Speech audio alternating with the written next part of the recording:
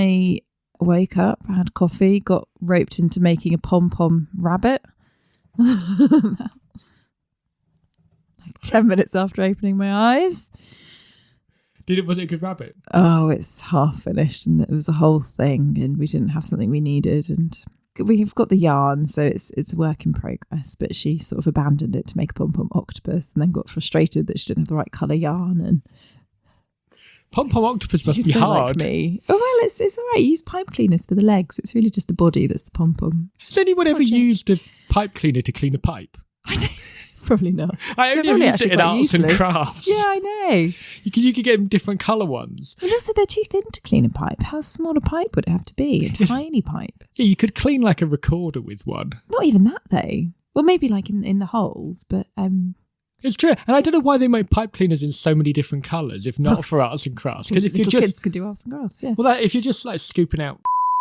Yeah. You don't need it to be purple. Or maybe it is, so you've got like, you know what's pipe cleaner and what's not. Like if you made like a poo colour. Anyway, we digress. So, do you mind introducing the podcast? Yes. Okay. Welcome to Animal Nonsense. We keep forgetting to say that you can follow us on social media and message us.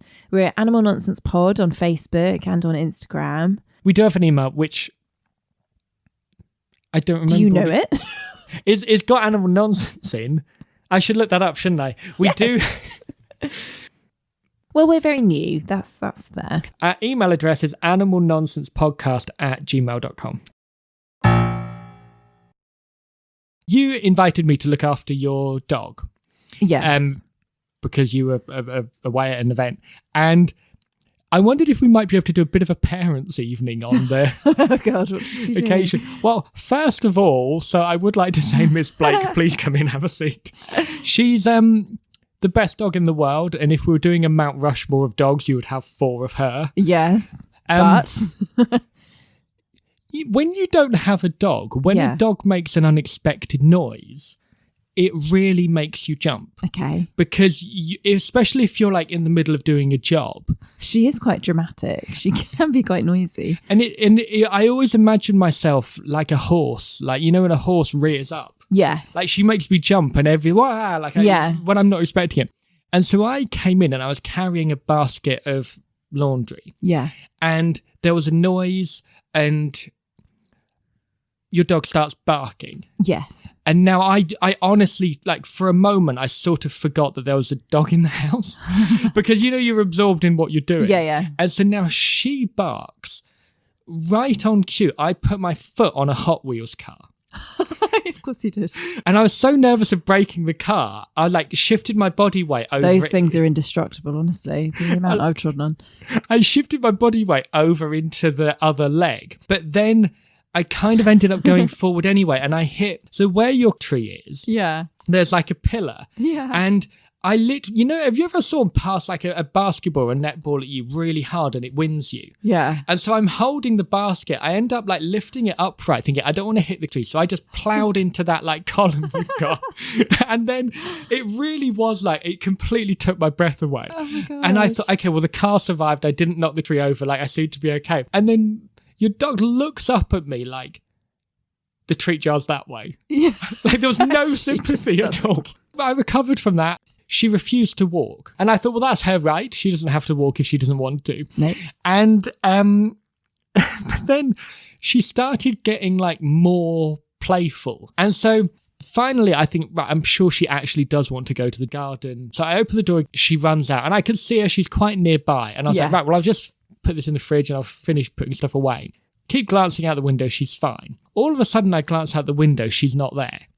And I'm running up and down the garden. Now I'm really upset and I just can't find her. Yeah. And then she's in your neighbour's garden. Really? Yeah. And I'm now like, I see her and I'm honestly on the point of tears because I was like, it was literally like... What, that side or that side? That side. Yeah. They're probably quite used to it. And literally within... I was there. I was looking out the window. She was fine. She was fine. All of a sudden, she's vanished. And I'm running up and down the garden. I can't see her. And then I look over, like the bit where it's a bit lower, and I see her, and I call her name, and she looks at me for about 10 seconds and then runs off deeper into the garden. And now I'm really stressed, and I'm thinking like, the only time I've ever met your neighbours is when I was putting something in the bins and I pretended to be you. I remember you saying that. And so I was like, they can't just have like a random man running through their garden. You know, that's going to freak them out. And so I'm thinking, and also I was like, I'm never going to be able to catch her if she just does this game for hours. And now I'm readying myself and thinking, and because I was outside, I didn't have my shoes on properly. So now I'm like, right, I'm going to have to tie them if I'm going to climb over this thing to try to fetch her. And I'm really umming and ahhing about what the right thing to do is. And I called her a couple of times. She just ignored me. And I'm literally stepping over from your garden into your neighbour's garden. And I feel a prod on my leg. Aww. And she had come she must have got in up the other end of the garden. I don't know how. And had run back without me hearing her. And then she was right next to me. And then she looked at me like, I want to go in the house now. What's your problem? She's just messing with your head. And you are such an overthinker. Like, the neighbours know Molly. Like, I don't know how she's got in. There must be a weakness that she's found in the fence. There's at least 2 holes. Is there? I'll have to go and have a look. But I don't know where the one higher up is. Yeah. But the one nearest to the house, I could see how she got through. She would eventually wander back. And if they saw her, they wouldn't bat an eyelid. They'd just think, oh.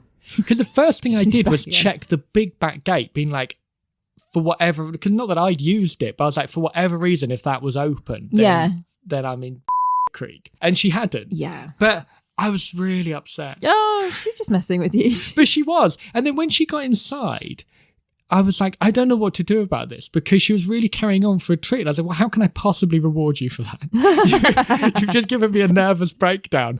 And so she was absolutely delightful. But I knew, like, if she'd have agreed to go on a walk, it wouldn't have happened. She was literally just playful because she had like extra energy. But it was quite stressful, bless her heart. She's a liability at the moment because, I noticed smashed tree baubles down the bottom of the tree, and I've realised it's from her tail, like wagging too much near the tree and wagging them off, and then they smash. So I've had to put all the nice breakable ones at the top of the tree. You got like a really top heavy tree, and then all like the wooden ones or things that won't break at the bottom. Oh, she is the best dog in the world. She really is. And we watched the Muppets together, which was delightful. Aww. And I always point out Rolf, the piano playing dog, to her and be like, hey, that could be you if you only practiced. We recorded an interview for the BBC. One thing was, and it's one of the things that I do genuinely really love about broadcasting, but a lot of stuff is organised really last minute. Yeah. And it's like, live, 4th, and all of a sudden you're doing it, Yeah. We didn't really have any chance to convene with one another before it happening. But we did something that, in retrospect, I think we ought to give each other clever points for. So it was done on like a Zoom call. Yeah. And so we didn't go into the BBC studios. We were on like Zoom. So it was the 2 of us talking. And the problem on Zoom is if 2 people speak, then it mutes, doesn't it? And I was thinking that's going to be a problem. Yeah. But so occasionally the host, who was really, really nice, she would direct a question to us. So it would be Jess or David, and then we would know. And then a couple of times she just asked a question. Yeah. And we communicated with one another through pauses. Did we? I didn't even notice that. Which was really clever, because she asked one question about the that involved the Muppets, because we've got a series Reawakened Star, and it's about a Christmas Carol and you're an actor, and I wrote them for you in their monologues, and so that was the main point of the interview. So she talked about Muppets Christmas Carol, and I love the Muppets. Oh, who doesn't? But I was like, I could derail the entire interview with 4 hours of Muppet talk quite easily. Yes. And so I was like, right, I'm just going to be quiet. And then you picked up the baton like a relay race really smoothly. And we did that a few times, and we had not had chance to coordinate that little dance, and it worked really nicely. This is like that drama game that I've played with kids, when you've got a group of kids and you want them to like calm down and focus. You get them to count to 20, collectively as a group. But if any of them speak at the same time, you reset back to 1. So they have to like really feel for the pauses and pay attention to each other and be focused. It's good. It works. But we couldn't see each other because it wasn't a Zoom with picture, was it? Yeah, we just had to do it. Like, we didn't have time to rehearse that, Yeah. but it worked really nicely. We're obviously in sync. The other thing that I was really ridiculous, and she was so nice to leave it in, because she said, "Oh, where can I find you?" And I mentioned our other podcast, The Rework Star, which was really the point of the interview. Yes, yeah. And then I also mentioned this one, Animal Nonsense. Yeah. And being like, "Oh yeah, or you can find us, we have a podcast about animals, Animal Nonsense." And I said it right at the end, and I was like, it would be very easy for her to just cut that out. Yeah. And she left it in. That's nice. And it was really kind of her. Yeah. Because she could. So for anyone listening to Animal Nonsense, we have been mentioned on the BBC. Do you have any New Year's resolutions? I used to go a bit berserk and be like, "Oh, right, I'm going to learn French and play the cello and all this." And now I don't really bother. I think try and be a bit nicer than I was the year before overall. To yourself? Because you're very nice to everyone else. Well, that's kind of you to say, but more of the rest of the world I was thinking about. That's generally my New Year's resolution. And I try to pull it off. Yeah. Do you do New Year's resolutions? Well, for a long time I did, and they were always quite punishing. It's always like, I'm going to do less of this and less of this, and I'm going to do this, that, and blah. And then I got to the point where I was like, just enjoy life. Just if you're going to resolve to do anything, just resolve to enjoy things more. My resolution for the year, I want to be more fun. You are fun. You want to enjoy yourself more. I want to be less beating myself up.